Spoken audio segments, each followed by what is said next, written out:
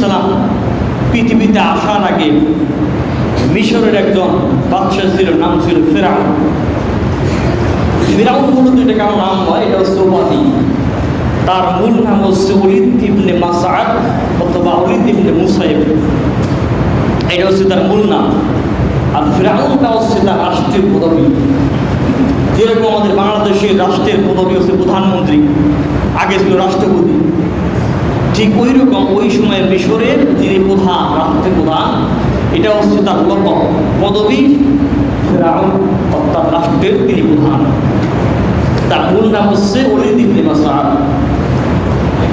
এই ফেরাউন একদিন স্বপ্নে দেখলো যে তার রাষ্ট্রের ভিতরে বনী ইসরাইল বংশ থেকে একটা আলো আসতেছে, এসে তার রাজ সিংহাসন জ্বালিয়ে দিচ্ছে। ফেরাউনের ব্যাখ্যা জানার জন্য মিশরের বিখ্যাত বিখ্যাত জাদুকর জ্যোতিষী যারা আছে তাদেরকে ডাকলো। সবাই গণনা করে বললো যে বাদশাহ, আপনার দেশে খুব শীঘ্রই এমন একটা সন্তান জন্মগ্রহণ করবে, ছেলে সন্তান। এই সন্তান ভবিষ্যৎ বড় হয়ে আপনার এই সিংহাসন ধ্বংস করে দেবে।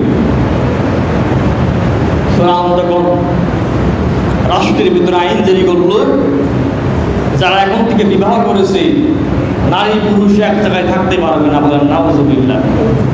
স্বামী স্ত্রী কেউ এক জায়গায় থাকতে পারবে না, আলাদা আলাদা সবাই। প্রত্যেক বাড়িতে বাড়িতে গোয়েন্দা সৃষ্টি করলো, প্রত্যেক বাড়িতে বাড়িতে ঘরের পিছনে পুলিশ গোয়েন্দা পাহারা দেয়।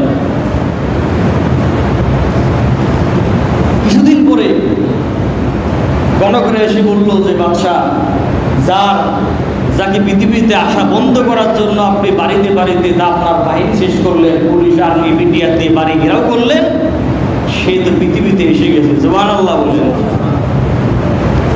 মুসা আলাইহিস সালামের মা তার সন্তানকে পাহাড়ের কাছে এক জায়গায় প্রসব করলেন, চতুর্দিক দিয়ে পাথর দিয়ে, মাঝখানে সন্তানকে রেখে আবার একটা পাথর দিয়ে ঢেকে দিলেন। সুবহানাল্লাহ বলেন।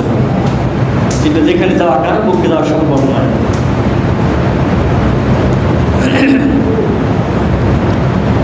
যে ঘটনা আল্লাহ রাব্বুল আলামিন কোরআনুল কারীমের ভিতরে উল্লেখ করেছেন, ইউযাব্বিহু আবনাহুম ওয়া ইস্তাহয়ী নিসাআহুম, আল্লাহ রাব্বুল আলামিন কোরআনুল কারীমের ভিতরে উল্লেখ করেছেন হযরত মুসা আলাইহিস সালামকে পৃথিবীতে আসা বন্ধ করার জন্য ফেরাউন তার দেশের ভিতরে ছেলে সন্তানদেরকে হত্যা করত আর কন্যা সন্তানদেরকে রেখে দিত।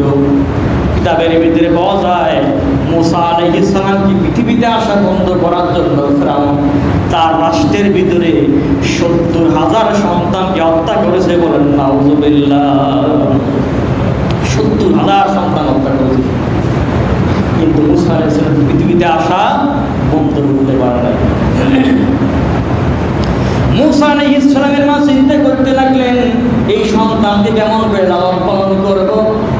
আল্লাহ রাব্বুল আলামিন মুসা আলাইহিস সালামের মায়ের ভিতরে একটা ইলহাম দিলেন যে মুসা, তুমি তোমার সন্তানকে একটা সিন্ধুকের মধ্যে তুলে নদীর মধ্যে ভাসিয়ে দাও। বলেন সুবহানাল্লাহ। তার নিরাপত্তার দায়িত্ব আমি রব্বুল আলামিন গ্রহণ করব। হযরত মুসা আলাইহিস সালামের মা তার সন্তানকে মুসা আলাইহিস সালামকে একটা সিন্ধুকের মধ্যে ভরে নদীর মধ্যে ভাসিয়ে দিলেন। আর এটা দেখার জন্য তার বোন মারিয়ামকে বললেন, মারিয়াম তুমি এটাকে ফলো করো, এই বাক্সটা কোন দিকে যায়। আশ্চর্যজনক ঘটনা, সমুদ্রের স্রোত যদি যায় সব কিছু রাখলে সেই দিকেই যাবে, ঠিক কিনা?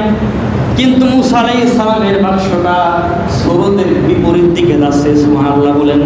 স্রোত যায় দক্ষিণ দিক, বাক্স যায় উত্তর দিক। সুবহানাল্লাহ বলেন। আল্লাহ কুদরত। মুসা আলাইহিস সালামের বোন মারিয়াম ফলো করতে লাগলেন বাক্সটা কোন দিকে যায়।